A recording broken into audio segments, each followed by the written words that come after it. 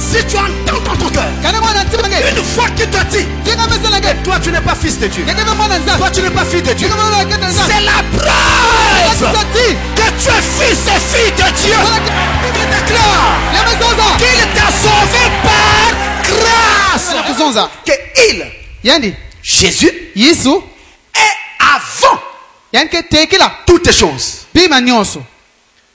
Avant quoi que ce soit n'ait été créé, Jésus était là. Jésus était là. Avant qu'on ait fait quoi que ce soit sur la terre, Jésus était là. Il est avant toutes choses. Avant qu'il ait eu un seul atome de la poussière de l'univers, Jésus était là. Donc avant que toi tu ne sois créé, Jésus était là. Il est avant toutes choses. Ça doit beaucoup vous dire. Sur la terre, dans l'histoire de la rédemption, nous avons connu des prophètes. Mais rappelez-vous bien que ces prophètes sont venus dans le temps. Mais avant le temps, Jésus était déjà là. Vous comprenez? Jésus était déjà là. Il est avant toutes choses. Il arrive plusieurs fois que beaucoup de choses de la vie nous accablent. Mais ces choses, maladie, tristesse et tous les problèmes qui nous accablent sont des problèmes du temps. Ces problèmes se sont manifestés dans le temps. Et avant le temps, aucune de ces choses n'était. Mais Jésus était. Vous comprenez? Il est avant toute chose. Et l'apôtre Paul dit encore que Dieu a voulu que toute plénitude habitant en lui. Comme il est avant toute chose, il a donc assisté à la naissance de toutes choses. Et si on peut parler en termes de filiation, on va dire qu'il est le grand frère de toutes choses. Vous voyez, l'aîné, le premier-né, le premier-né de toute la création. Alors, comme il est là dès le départ, à la base, je prends donc toute plénitude, la plénitude de chaque chose qui était créée ou qui devait être créée. Il place cela en Jésus.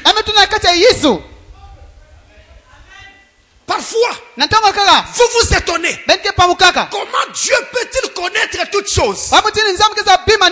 Parce que dans la mentalité humaine, pour connaître quelque chose, il faut l'avoir apprise, l'avoir étudié, ou avoir été témoin d'un événement, ou alors quelqu'un vous a raconté. Vous voyez? Mais pour Jésus, comment sait-il toutes choses? Il sait ce que quelqu'un est en train de faire en France. Il connaît s'il y a un cambrioleur quelque part là-bas au Cambodge. Vous voyez? Comment il peut connaître tout à la minute près? C'est simple, mes frères. C'est simplement que le fait Dieu est omniscient, omniprésent, omnipotent. Mais en réalité, ces trois éléments sont interconnectés. C'est-à-dire, c'est son omniprésence qui le rend omniscient. Il connaît toutes choses parce qu'il est tout le temps présent. Mais en réalité, ce n'est pas que Jésus est tout le temps présent physiquement à côté de quelque chose. Mais avant que cette chose ne vienne, il apparaît sur la terre.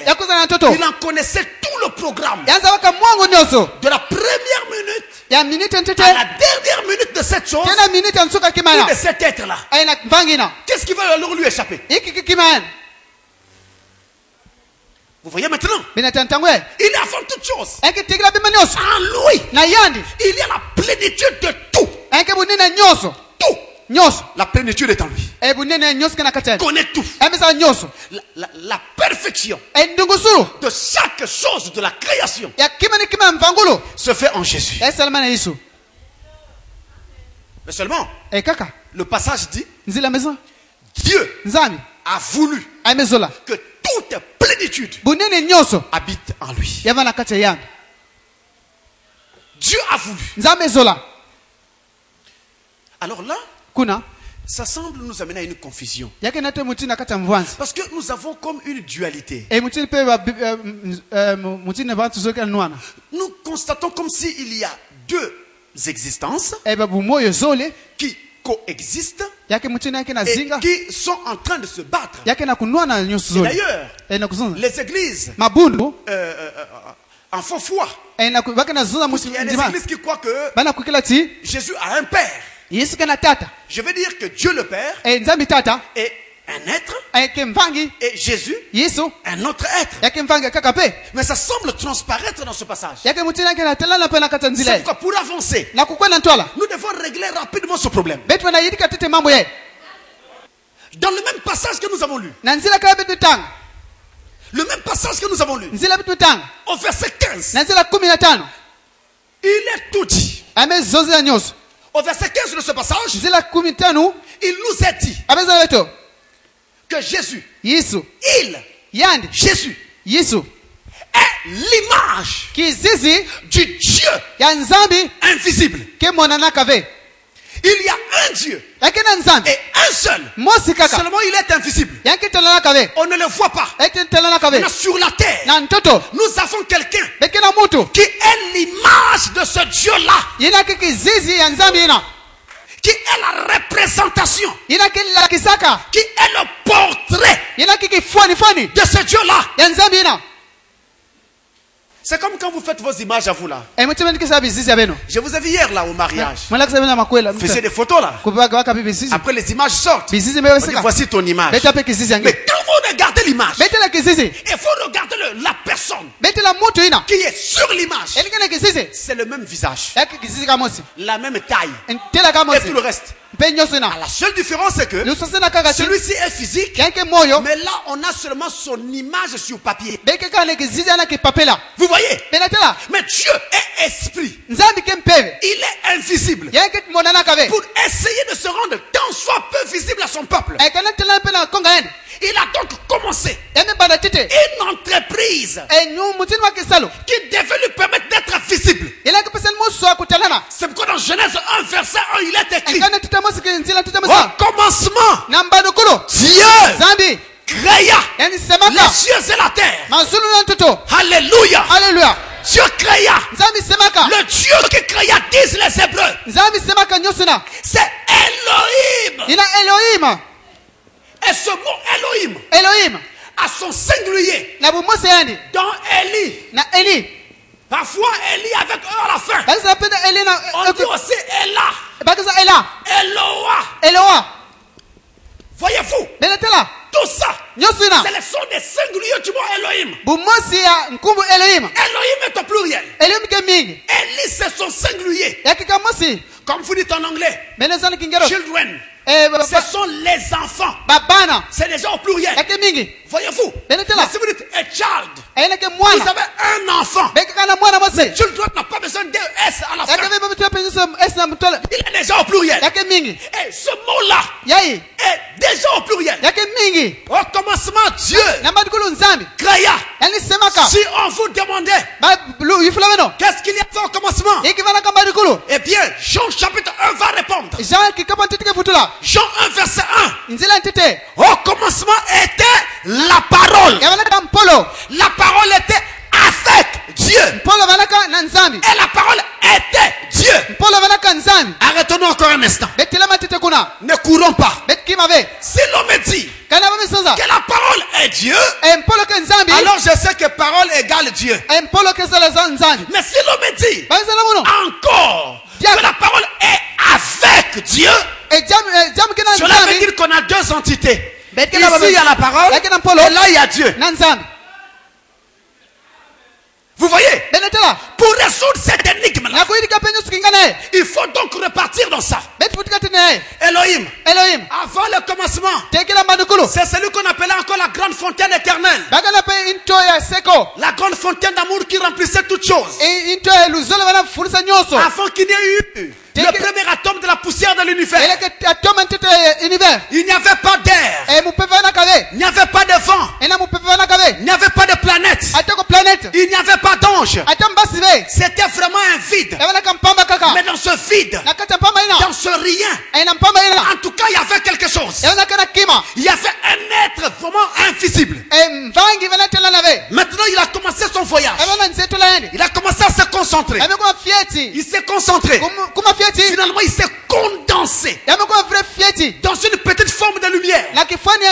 Amen. Une forme de lumière appelée le Logos. C'est-à-dire la colonne de feu. Vous voyez, il part d'Elohim au Logos. Il devient la colonne de feu. Mais là, elle n'est pas visible. Elle ne se voit que spirituellement. Alors il a poursuivi son voyage pour prendre une forme qui devait lui permettre d'être vu. Il a avancé. Il est devenu plus tard le grand Melchisedec. Voyez-vous, il a avancé. Et d'ailleurs même une fois, Moïse l'a vu. Moïse voulait voir Dieu. Il dit, Seigneur, je suis fatigué d'avancer. Je parle avec toi, mais je ne te vois pas. Je vais transmettre tes paroles à ton peuple. Mais elles ne t'ont jamais vu. Ils risqueront de me lapider un jour. Il faut que je te voie. D'accord, Moïse? Tiens-toi sur le rocher. Mais attention, prends soin de te tenir dans la fente du rocher. Il n'y a que là qu'on pourra me voir. Si vous montez sur le rocher, vous ne le verrez pas. Il faut aller dans la fente du rocher. Alléluia. Le rocher symbolise Christ. La fente du rocher, c'est la blessure de Christ sur le bas du calvaire. Au travers de sa mort, nous pouvons voir Jésus. Alors il voit un tourbillon qui passait. Ça passe devant lui. Ça dépasse Moïse. Moïse regarde. À l'intérieur du tourbillon, il voit le dos d'un homme. Il arrête l'homme. Arrête-toi. Je vais te voir. Là il était sous la forme Melchisedec. Amen. Il dit à Moïse, en le saluant de loin, en le saluant de dos, il ne lui montrait que le dos. Il dit, Moïse, je ne peux pas m'arrêter. Je suis pressé. Je cours après le temps. Je cours vers le temps de la fin. Alléluia. Là où mon visage sera révélé, maintenant tu ne peux pas encore me voir. Ce grand Melchisedec a avancé. On est arrivé à l'époque de Romains. En Judée. À l'époque de Jérusalem. Il y a eu un homme qui est apparu. Appelé Jésus de Nazareth. Et pendant tout le temps du séjour de ce grand Jésus sur la terre, plus jamais on n'avait vu la colonne de feu. Avant Jésus, la colonne de feu était visible. Elle marchait au-dessus des tentes d'Israël. Quand elle avançait, Israël avançait. Quand elle s'arrêtait, Israël s'arrêtait. Vous voyez? Et dans le désert, les Hébreux ne construisaient pas de maisons en dur. Ils construisaient des tentes. De sorte que quand Dieu s'arrête, eux aussi s'arrêtent. Quand Dieu se déplace, ils démontent leur tente. Ils avancent avec la colonne de feu. Vous voyez, frère? Ne dites jamais. En tout cas, moi je jure. Moi vraiment, pour moi je jure. Il ne parlait jamais comme ça. Ne construisez pas des maisons en dur. Ne bâtissez pas des opinions avec du roc. Amen. Dites Dieu voulant, voici comment je compte faire la chose. Parce que si Dieu change et se déplace, vous devez avancer avec la colonne de feu. On n'a pas vu la colonne de feu. Tout le temps que Jésus était sur la terre. Pourquoi? Parce que justement, la colonne de feu était faite chair dans un homme. Jésus de Nazareth. La colonne de feu avait maintenant 2 pieds. La colonne de feu marchait sur les rives de Galilée. La colonne de feu a eu faim. Il a envoyé ses disciples prendre la nourriture en file. La colonne de feu s'est assise au bord du puits de Jacob. La colonne de feu a fait venir la femme samaritaine. La colonne de feu a parlé avec la femme. Appelle ton mari. C'était la colonne de feu dans une chair humaine. Alléluia. J'ai envie de sauter, mais il faut que je reste encore ici. C'était donc Jésus. Il était devenu chair. Maintenant, on pouvait le voir, on pouvait le toucher. Alors Paul dit, sans contredit,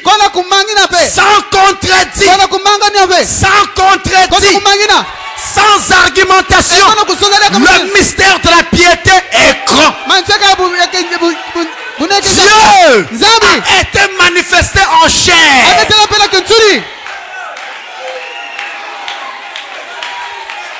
Vous parlez de Dieu, le voici, Jésus de Nazareth. Que ceux qui aiment Jésus disent Amen. Vous dites Amen. J'ai demandé à ceux qui aiment Jésus, parce que je sais qu'il y en a qui ne l'aiment pas. Je parle des démons, mais je sais que toi tu l'aimes, parce que tu n'es pas un démon. Vous dites Amen. Voilà Dieu. Jésus de Nazareth. Là, il était fait chair. Mais à l'époque, dans Elohim, il y avait plusieurs attributs, plusieurs fonctions. Il y avait la fonction parole, la fonction Élie, la fonction ministre de l'évangile, la fonction Saint-Esprit, la fonction guérisseur, la foi, la vertu, la connaissance. Il y avait aussi toi.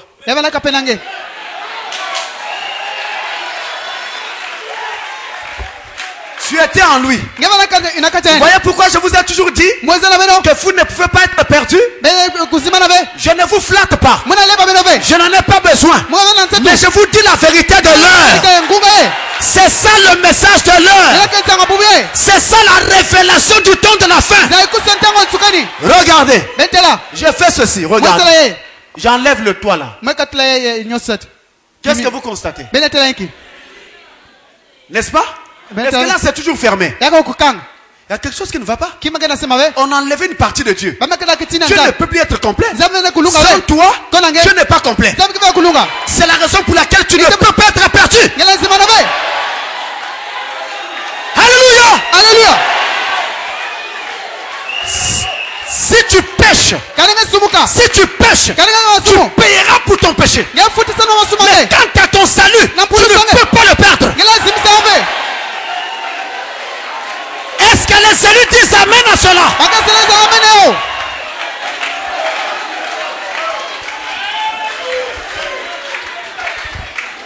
Quelque chose me dit de vous dire ceci. Pendant que nous en sommes, pendant que je parle, si tu entends dans ton cœur une voix qui te dit que toi tu n'es pas fils de Dieu, toi tu n'es pas fille de Dieu, c'est la preuve que tu es fils et fille de Dieu. Alléluia. Amen. Alléluia.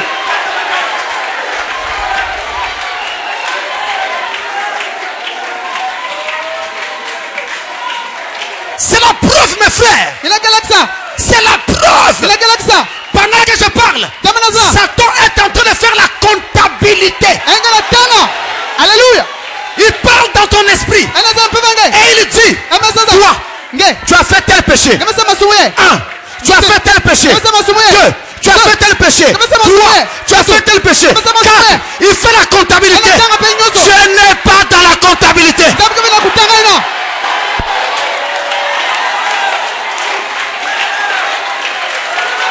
La Bible déclare qu'il t'a sauvé par grâce. Mais ça ne nous donne pas le droit de pécher. Non, non et non. Ce n'est pas parce qu'on est prédestiné qu'on doit aller pécher. Alors je remets le toit. Je remets le toit là ici. Et on referme. Dieu est à nouveau complet. On a remis le toit. Donc au départ, la parole était un attribut dans Elohim. Et quand Elohim voulait se manifester, il a demandé à tous ses attributs. Lequel d'entre vous doit être manifesté le premier? L'attribut Saint-Esprit vient et dit, moi Seigneur, manifeste-moi. Non, pas toi. Parce que toi, tu dois te manifester quand les hommes auront l'évangile. Quand le Messie aura été tué sur le bord du calvaire. Comme ça, tu viendras habiter dans les cœurs des gens. Mais si je te manifeste maintenant, tu vas habiter où? Donc pas toi. L'attribut créateur vient. Seigneur, manifeste-moi. Il dit oui, je sais. Toi, tu peux créer. Et j'ai besoin de créer. Mais pas toi seul. Il me faut un outil pour créer. Alors il a pris l'attribut parole. Amen. Il a donc manifesté. La parole est égale au logos. C'est la même chose. C'est d'ailleurs pourquoi en grec, le mot logos signifie le verbe, le discours, la parole. C'est ça le mot logos en grec. Et la parole était le premier des attributs de Dieu à être manifesté. Et au travers de la parole, tout a été créé. Et finalement, plus tard, dans le temps et dans l'histoire, la parole a été faite chair. Et un seul homme appelé Jésus de Nazareth. Vous voyez? Et ce Jésus-là, en venant sur la terre, il était l'empreinte du Dieu invisible. Il était l'image du Dieu qu'on ne voit pas et qu'on n'avait jamais vu. C'est lui-même qui avait seulement changé de masque. Maintenant c'est clair? Il n'y a pas de contradiction. Il n'y a donc pas deux ou trois dieux. Il n'y a qu'un seul Dieu. Puisque nous sommes en train de terminer, le prophète dit que ce logos-là est l'attribut de la plénitude de Dieu. Je dis, je redis, ce logos est l'attribut de la plénitude de Dieu. Donc chaque fois qu'il était manifesté, c'était plénitude sur plénitude. Quand il était Elohim, il était la plénitude. Quand il devint logos, il devint plénitude. Quand il devint Melchisedec, il devint plénitude. Quand il devint Jésus, il devint plénitude. Les pasteurs, une minute pasteur. Oui, je vois la question. Regardez, il quitte Elohim, il devient logos. Or je viens de dire que le logos n'est rien d'autre que la parole. Or la parole ou le logos était un attribut. Ça veut donc dire que quand il quitte Elohim, la totalité, la plénitude, il devient un attribut. N'est-ce pas? Enfin, mathématiquement. Voyez-vous? Mais ce n'est pas cela spirituellement. Parce que quand il est devenu logos, le premier des attributs était manifesté. Tous les autres attributs qui étaient dans Elohim se sont concentrés, se sont condensés dans le logos. Et alors quand le logos parlait, il n'était pas seul. Tous les autres attributs étaient là. Quand le logos disait qu'il y ait, l'attribut création ou créateur faisait le travail. C'est le logos qui a tout fait. Mais pas seul. Tous les attributs étaient là pour appuyer dans son travail. C'est pourquoi tout étant venu dans le logos, nous avons encore la plénitude. Tout le logos venant de Melchisedec, plénitude. Tout tout ceci en Jésus, plénitude.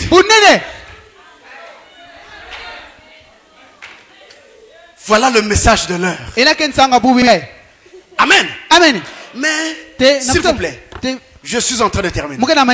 Vous permettez?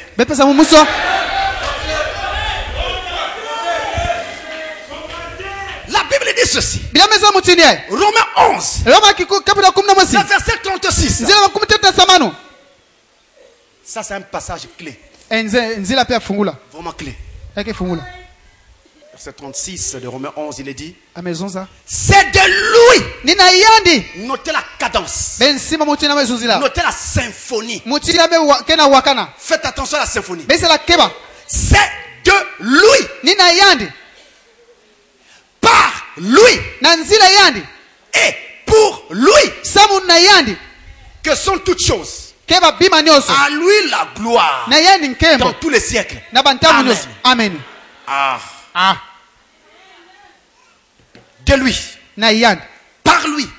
Et pour lui. Rien d'autre. Pour lui.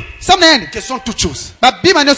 Alors, dans tous les siècles, de dispensation en dispensation, c'est à lui et à lui seul que doit revenir la gloire. Jusque là, c'est pas encore très ouvert. Parce que jusqu'ici, ce que vous savez de ce petit passage qu'on vient de lire, c'est ce que l'église catholique vous avait dit quand vous étiez au catéchisme. Mais il faut que les 7 tonnerres parlent sur ça. Amen. Amen. Si vous croyez que les tonnerres auront grondé en ce temps de la fin, ils doivent parler. C'est de lui. Par lui. Pour lui. Que sont toutes choses. Mes frères, écoutez très bien.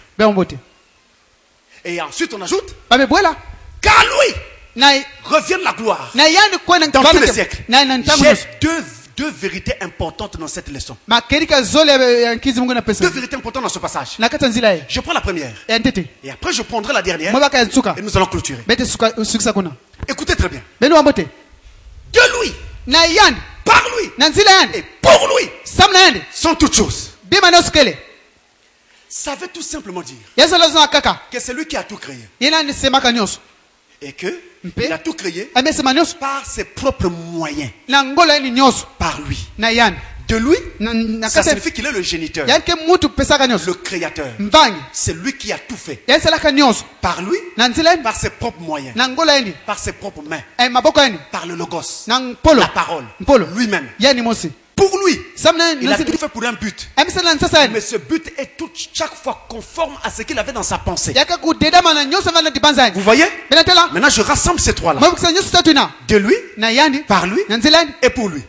Qu'est-ce que ça nous donne? Cela signifie que dans tout ce que Dieu a créé ici-bas, y compris toi, il y a une empreinte de Dieu dans toute la création. C'est-à-dire que si je te regarde très bien, je vais voir une empreinte de Dieu quelque part. Ah, pasteur, c'est où? C'est sur ma joue? C'est sur la tête? Sur le front? Où? Non. C'est que tu es un être tout entier. La manière dont Dieu t'a fait, la manière dont Dieu t'a construit, il y a un mystère derrière. Il t'a donné une tête, il t'a donné un corps. Pourquoi? Des mains pour saisir. Pourquoi? Qu'est-ce qu'il y a derrière tout ça? C'est ça l'évangile, mes frères. Écoutez très bien. Donc, il y a une empreinte de Dieu dans tout ce qu'il a fait. Mais cela veut aussi dire qu'il y a une partie de Dieu dans toute la création. Là où tu es là, il y a quelque chose de Dieu en toi, même si tu n'es pas de Dieu.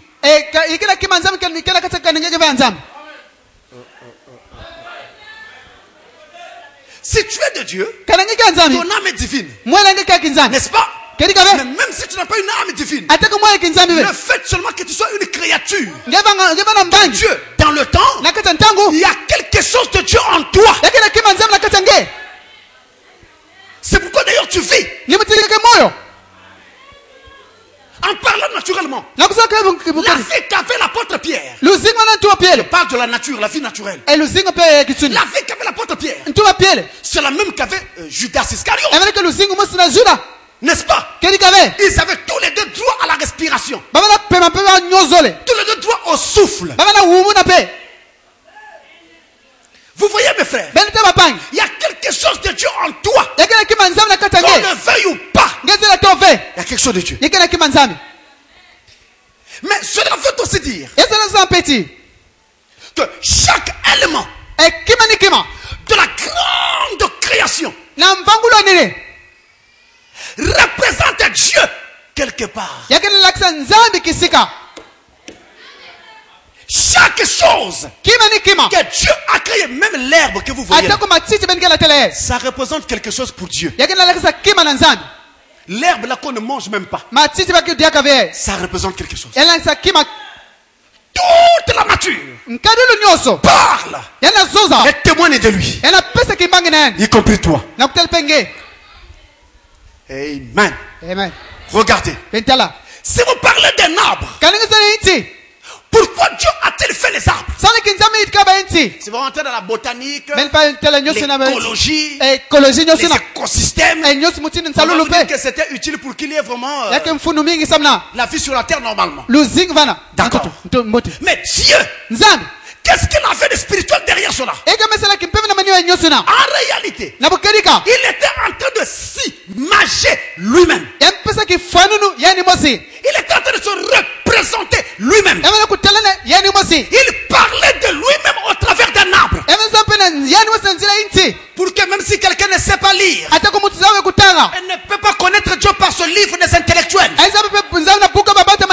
Parce qu'il faut savoir lire pour lire la Bible. Et bien en regardant la nature, il pourra voir Dieu et comprendre qu'il est l'arbre de la vie.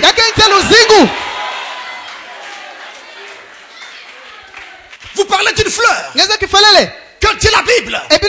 Jésus-Christ aussi est une fleur. Il est la rose de Sharon.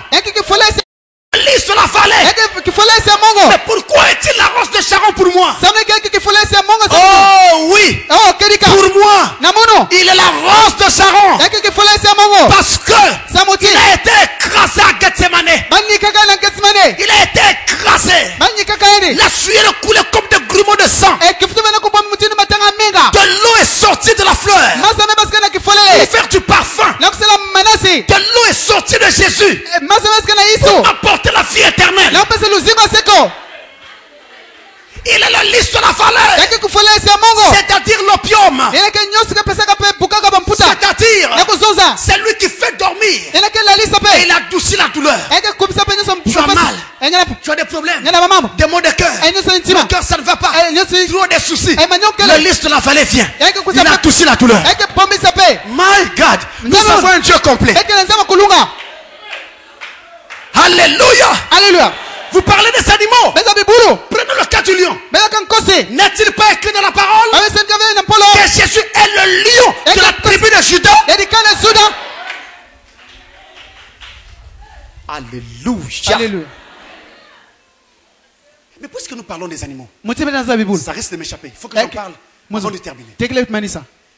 Frère, croyez-moi, quand vous serez enlevé, vous rentrerez au ciel. Vous verrez des animaux là-bas. Il y aura des animaux au ciel. Il n'y a pas que toi qui vas rentrer. Il y a des animaux qui vont aussi rentrer. Oui. Croyez-moi. Oh, mais qu'a dit Esaïe? Le loup et l'agneau paîtront ensemble. Et il ne se fera aucun dommage sur ma montagne sainte. Le lion et le bœuf seront ensemble. Alors que normalement, le lion il voit comme ça, c'est une proie. Là-bas, plus de guerre. Ils seront là, mes frères. Les animaux seront là. Il n'y a pas que vous qui attendez l'enlèvement. Disons-nous la vérité. C'est pourquoi, même si tu ne veux pas croire l'évangile, il y aura un animal qui sera pris à ta place.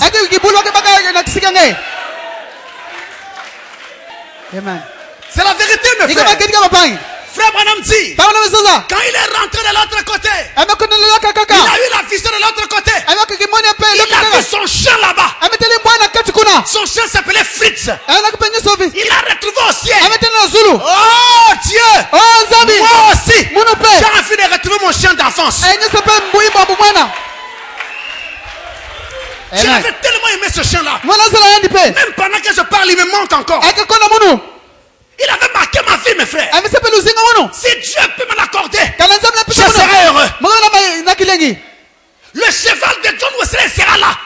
C'est ce cheval-là qu'il montait pour faire 800 km par an pour aller prêcher l'évangile. Mais comment voulez-vous que Dieu prenne Wesley et jette le cheval? Le cheval aussi rentrera. C'est pourquoi j'ai aussi dit les souris qui nous mangent les brochures dans les maisons et les villes n'entreront pas.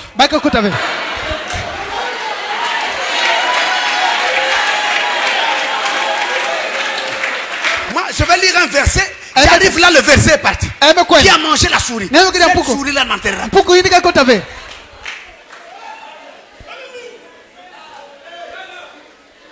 Donc il y aura une sélection animale. Oui.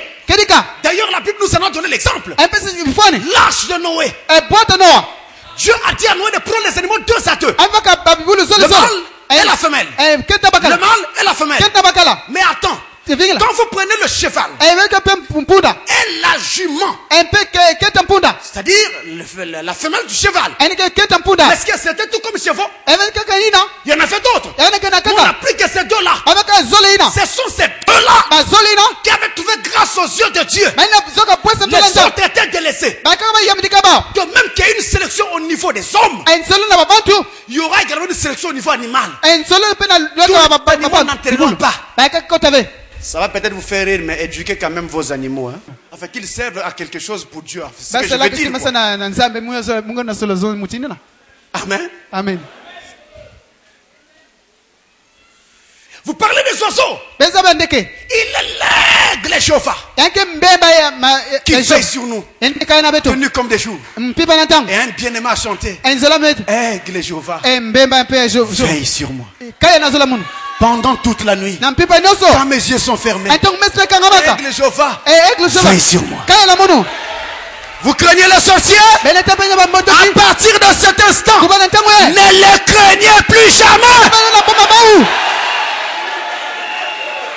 Parce qu'il y a un oiseau. Il y a un oiseau qui fait sur vous. L'aigle Jéhovah.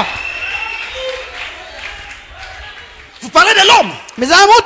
Pourquoi Dieu a-t-il fait l'homme? Regardez vous-même. L'homme déjà a été créé à l'image et à la ressemblance de Dieu. Ça veut donc dire que Dieu est réellement, exactement, véritablement et effectivement un homme. Quand nous rentrerons au ciel, nous n'allons pas voir un vent qui se déplace. Et puis un ange te dira, tu vois le vent qui passe là, c'est Dieu. On ne va pas voir une fumée qui sort et qui va. Et puis un ange vient, tu vois la fumée là, c'est Dieu. Là-bas, nous ne verrons même pas un esprit. Non. Nous verrons un être. Un être semblable à un homme. Dieu est un homme. Ne vous faites pas des illusions. Je dis bien un homme. L'apôtre Jean a eu la vision de l'Apocalypse. J'ai entendu une voix qui venait de derrière, du milieu du chandelier. Je me suis retourné pour voir la voix. Et que dit-il? Il dit, j'ai vu un homme debout au milieu du chandelier d'or. Un homme, pas un esprit, pas une fumée, pas un vent, un homme au milieu du chandelier. Que faisait-il? Il était debout, regardant Jean. Les frères m'ont dit en fait, il partait de la première lampe, il allait vers la septième, il partait du premier âge et allait vers le septième âge. Il était en déplacement, il était en voyage, il allait d'âge en âge, de dispensation en dispensation. Cet homme-là, dans la vision d'Ézéchiel, la vision de la gloire de la Shekinah, faite par Ézéchiel, il a vu cet homme. Il dit son visage était semblable au fait un fils de l'homme. C'était un homme. Dans la vision, les trois Hébreux, dans la fournaise ardente. Quand quelqu'un est descendu les délivrer, ce n'était pas un esprit, ce n'était pas un vent, ce n'était pas une fumée, c'était un homme. Les Babyloniens sont venus regarder et ils ont dit, il avait l'aspect d'un fils de l'homme. C'était un homme. Mon Dieu est un homme. Ton Dieu est un homme. Nous n'imaginons pas un Dieu qui serait quelque part sur la planète Jupiter. Non, on n'imagine pas. Notre Dieu est un homme. Seulement cet homme a des grands pouvoirs spirituels qui peuvent être là sans que vous ne le voyez. Mais pasteur, quand nous serons au ciel, à qui ressemblera-t-il? Puisque vous dites que c'est un homme,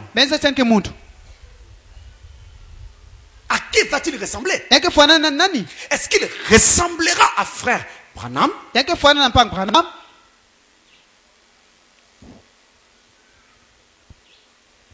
C'est une grande question. Hein? Est-ce qu'il ressemblera à frère Branham dans le millénium et même dans l'éternité? Qui sera assis sur le trône? Est-ce que ce sera Dieu dans frère Branham, de sorte que celui qu'on verra sur le trône, la chair qu'on verra sera la chair de Branham? Est-ce que c'est ça? À quoi va-t-il ressembler? Ah oui. Mieux vaut résoudre cette question maintenant, pour que le diable n'arrive pas à combler les vides de la cité. Écoutez-moi très bien. Je le dis. Et même avec brutalité, cet homme que nous rencontrerons dans la gloire ne ressemblera ni à Moïse, ni à Esaïe, ni à Samuel, ni à Ézéchiel, ni à Élie, ni à William Branham. Mais il va ressembler à Jésus d'Hoffmann.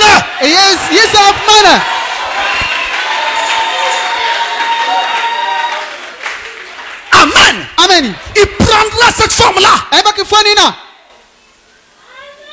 Alléluia. Alléluia. Ça ne sera pas Dieu dans Branham, mais ce sera Dieu tout court et tout simplement. C'est-à-dire Jésus, tel que Hoffmann nous l'a peint. Ça sera comme ça. Ce bel homme que vous voyez sur la photo là, c'est celui-là que vous croiserez là-haut. Ce ne sera pas Jésus dans Branham, ou Jésus dans Esaïe. Ça c'est de la philosophie. Vous dites Amen. S'il y a des branhamistes ici, qu'ils me pardonnent. Moi je ne suis pas branhamiste.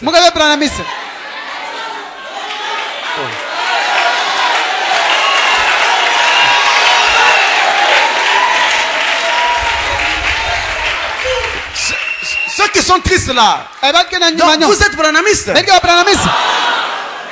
Moi je vais prêcher aux chrétiens frères. Je ne veux pas prêcher aux branhamistes. Ils sont trop intelligents. Ils ont plus de révélations que frère Branham. Je préfère prêcher aux chrétiens. Nous ne sommes pas des branhamistes, mais nous sommes des chrétiens nés de nouveau qui croyons au message de frère Branham.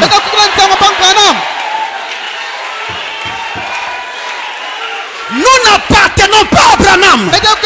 Nous appartenons au Seigneur Jésus-Christ. Que cela soit bien clair. Alléluia. Alléluia. Vous voyez? Par lui. Hein? De lui, par lui et pour lui. Maintenant, la Bible a ajouté à lui soit la gloire dans tous les siècles. Je répète.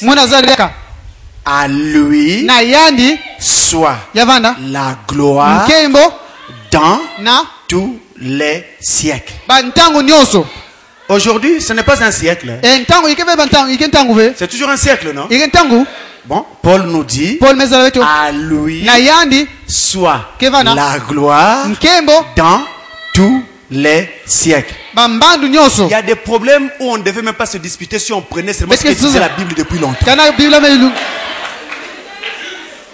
Dans tous les siècles. Oui. Alléluia. Ça veut dire que quel que soit le changement d'un siècle, quel que soit le siècle, quelle que soit la dispensation, quel que soit l'âge, dans cet âge-là, dans cette dispensation-là, et dans ce siècle-là, la gloire revient. Elle ne doit revenir qu'à un seul. Un seul. Amen. Vous dites amen. Le prophète dit, quand l'apôtre chante, je termine, l'a fait au milieu du chandelier. Frère Madame pose la question. Qui était avec lui au milieu du chandelier? Y avait-il une deuxième personne? Une troisième? Il était seul au milieu du chandelier, comme le noyau au milieu d'un fruit. Et n'oubliez pas que c'est dans le noyau qu'est fabriqué tout le caractère qu'aura le fruit. C'est là où se trouve tout. Il était seul, absolument seul. Personne n'était avec lui. Paul n'était pas là. Esaïe n'était pas. Moïse n'était pas. Samuel le grand prophète n'était pas. Ézéchiel le grand visionnaire n'était pas. William Branham, malgré les 7 honneurs, n'était pas. Seul. Seul Jésus s'est trouvé là. Seul. Et le prophète dit, il allait d'un âge vers un autre âge. D'un âge vers un autre. Changeons tout le temps de dispensation. Et changeons aussi tout le temps de masque. Selon les dispensations. Mais il reste le même. Et c'est à lui que doit revenir la gloire.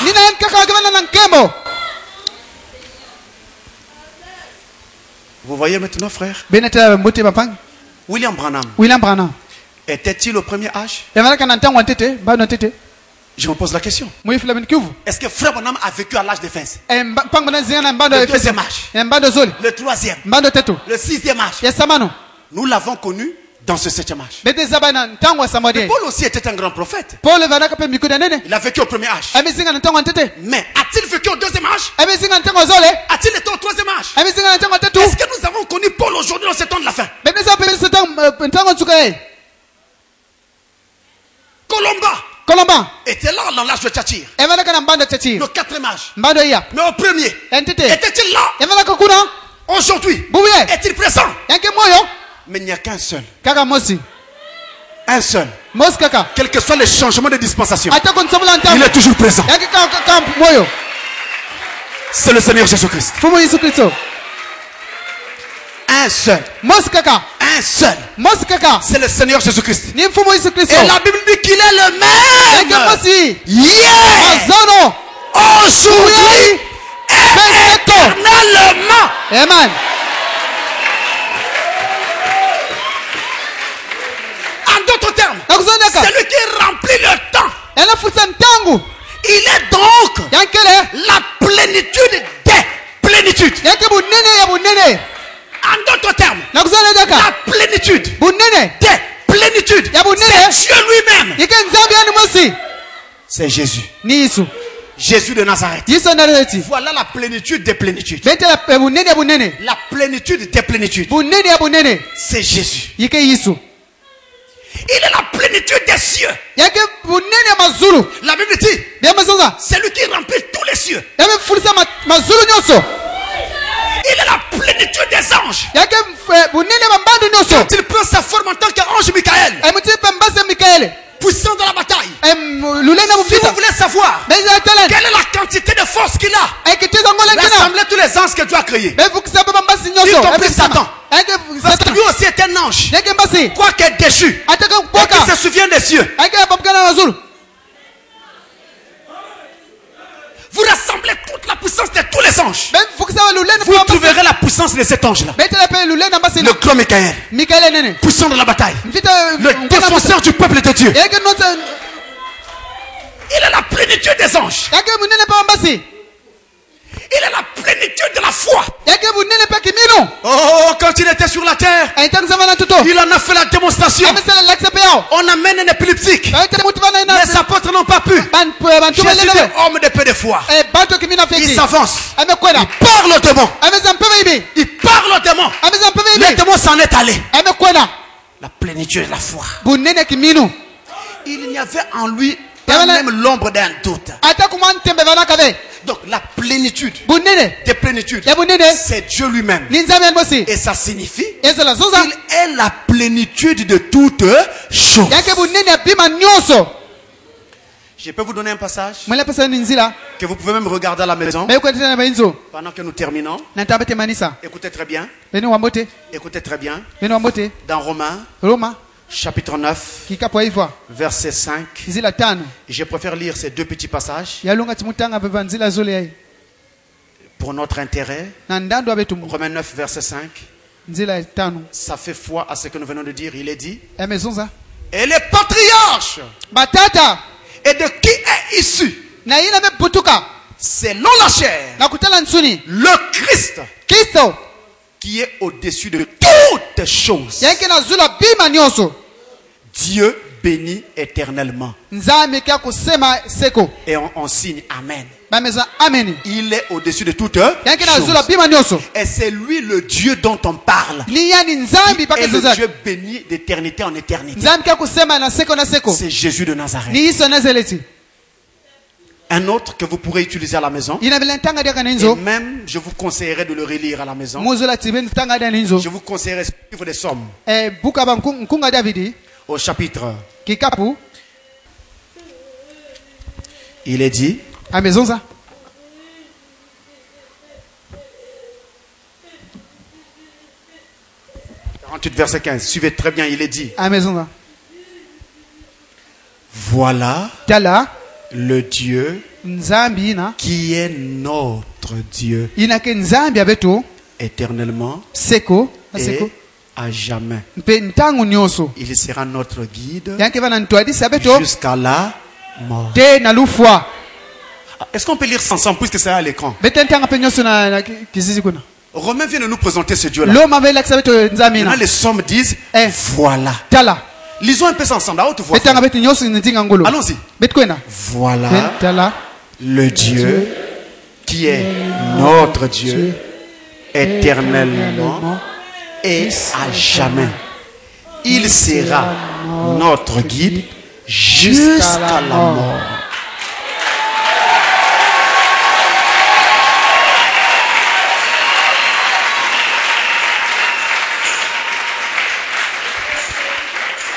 Jusqu'à la mort. Je vais le suivre. Jusqu'à la mort. Tu dois le suivre. Est-ce que tu dis amen à ça? Ceux qui se confient dans les fétiches, ils s'appuient sur leur fétiche. Mais nous nous confions en notre Dieu. Nous devons nous appuyer sur notre Dieu. Jusqu'à la mort, je le suivrai. Est-ce qu'on peut répéter ça ensemble? Jusqu'à la mort, je le suivrai. Amen. Alléluia. Que le Seigneur vous bénisse richement.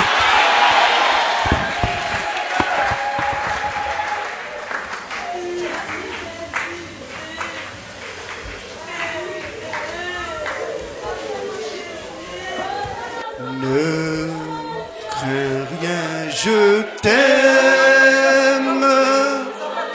Je suis avec toi. Promesse suprême qui soutient ma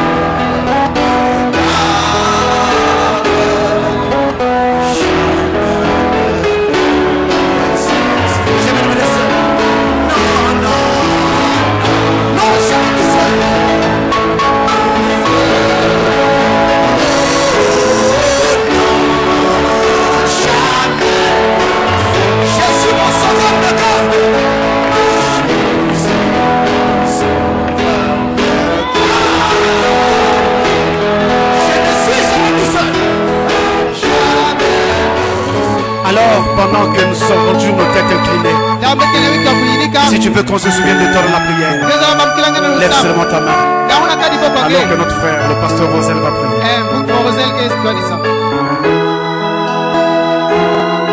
Dieu notre Père Céleste,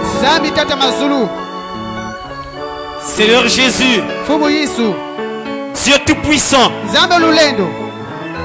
le Dieu qui a tout créé, le Dieu qui nous connaissait, le Dieu qui nous a choisis, le Dieu qui nous a sauvés maintenant. Seigneur, tu nous as parlé de ta parole ce matin. Nous avons cru à cette parole et nous avons décidé dans notre cœur maintenant, dès maintenant et à jamais, jusqu'à notre mort, de te suivre, Seigneur. C'est pourquoi, Père bien-aimé, à toutes ces âmes ici présentes, nous te les confions, nous te les consacrons, afin que le Saint-Esprit de Dieu descende dans chacun d'elles. Et maintenant, Seigneur, que ce soit toi qui les conduises jusqu'au bout du chemin. Seigneur, si quelqu'un ici était entré malade, qu'il sorte guéri. Si quelqu'un était entré avec un problème, que cela trouve solution dans ta présence. Seigneur, si quelqu'un était entré avec des difficultés, qu'il sorte d'ici satisfait. Dans le nom de Jésus, tu es le Dieu qui ne change pas. Tu es le Dieu qui ne ment pas. Tu es le Dieu qui a fait la promesse. Va avec ton peuple. Garde-le dans ta présence jusqu'à ce que, Seigneur, tu permettes qu'on y revienne, oh Dieu, et nous revenions ici avec un témoignage vivant. Nous remettons toutes choses à toi. Le chemin de retour entre tes saintes mains et le pasteur de cette église et tous ceux qui ont travaillé dans cet auditoire. Nous consacrons toutes choses à toi pour ton honneur et ta seule gloire. Dans le nom de Jésus, notre Dieu et notre Père, nous avons demandé et prié ainsi. Amen. Amen.